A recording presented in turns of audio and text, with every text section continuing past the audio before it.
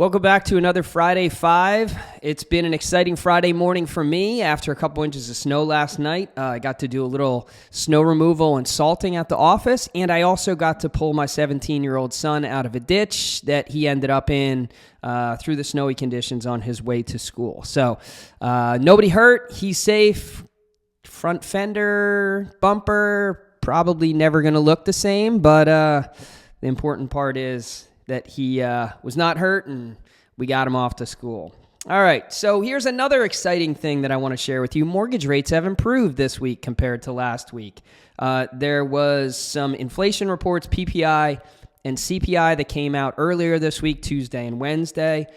Both came in around where expected, but that did help to kind of fuel the fact that they didn't come in worse, did help to fuel mortgage rates and the bond market towards better rates. Also, Fed Chairman Waller spoke this week, and he had some bond-friendly comments that he made. So all of that has led towards better rates this week. So conventional 30-year fixed from Mortgage News Daily averages 7.07%. That's down from 7.24% last week. FHA 30-year fixed 6.48% this week, down from 6.55% last week. And VA 30-year fixed 6.5%, down from 6.57% last week. So nice little improvement in rates. Hopefully that continues. Number 2, this is a question I get asked by customers fairly often, especially first-time home buyers. What is PMI and why do I have to pay it? So PMI, or private mortgage insurance, is a type of insurance that a borrower pays when they put less than 20% down on a purchase, or if they have less than 20% equity in a property on a refinance, and that insurance policy protects the lender in the case of a default. So it doesn't protect the buyer at all or the borrower at all. It protects the lender in the case of a default. So there's kind of 3 types of PMI. There's the regular monthly mortgage insurance, or PMI, that's paid with a mortgage payment. There's also single premium mortgage insurance, which is a lump sum that's either paid at closing or in some instances can be financed on top of the base loan amount. Or there's also lender paid mortgage insurance, where the lender pays the cost of the PMI. Trade-off there is usually the rate is higher with that type of lender paid product.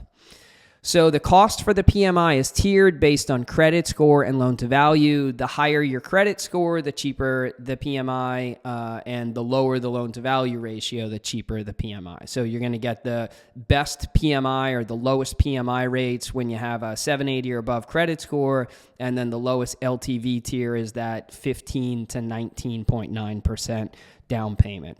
So a lot of people view PMI as a negative, but the reality is if PMI didn't exist, we might not have conventional mortgage products that allow you to put less than 20% down, and then everyone would have to go to some type of government product. So it really is beneficial. It protects the lender, but it also allows those mortgage products with less than 20% down to be available. Number 3, something that seems to be coming up more and more in real estate transactions is the presence of solar panels on the home. So somewhere along the way, the homeowner puts solar panels on. Oftentimes, they don't pay the cost of installation and for the solar panels out of pocket. They either lease or finance them. And if the solar panels are leased or financed, then something has to be done to either transfer that lease onto the new buyer, or sometimes they have to be paid off. I don't want to get into the nitty-gritty of every mortgage program and how it has to be treated, but I think ultimately if you're a real estate agent and you go out for a listing appointment and you see solar panels on the roof, make sure you ask your seller about them. Were they financed? Were they leased?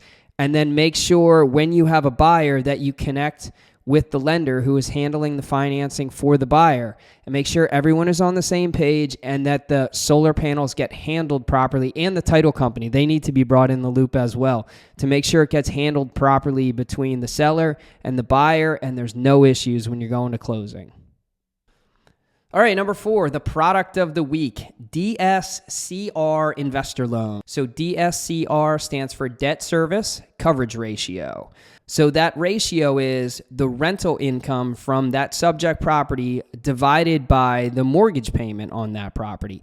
Ideally, if it's a 20% down scenario, most times you want to have at least a 1 debt service coverage ratio, meaning the rent essentially exceeds the mortgage payment. Anything below that, if the rent is less than the mortgage payment, it would be an under 1 ratio, which could require 25% down or something like that. The cool thing about these products is it really does help to limit the documentation requirements from the borrower. Right now, I'm working with clients that I've worked with in the past. They're investors. They have 12 properties. One of the borrowers is a self-employed attorney. Her husband is a freelance photographer, 1099. So they have a lot of moving parts from a documentation perspective between being self-employed, owning all these properties. And the really cool thing with this DSCR product is all we needed was an appraisal that showed that the rent was more than the mortgage payment. And then we also needed to show their assets that they were going to use for their down payment and reserves. So it really helped limit and streamline the documentation requirements. The mortgage rates on these DSCR products are very comparable or sometimes better right now than what you would get through a traditional Fannie Mae, Freddie Mac investor loan.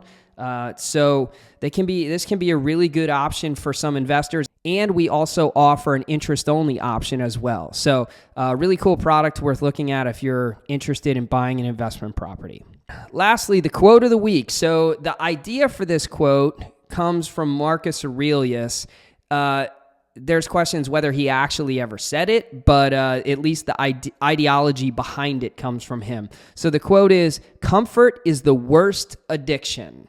And I've been sending this to my run buddies lately because it's been like -10 at dark 30 when we normally run. And it's easy to just want to stay in bed, but sometimes we all need a little motivation. And this quote has served as that.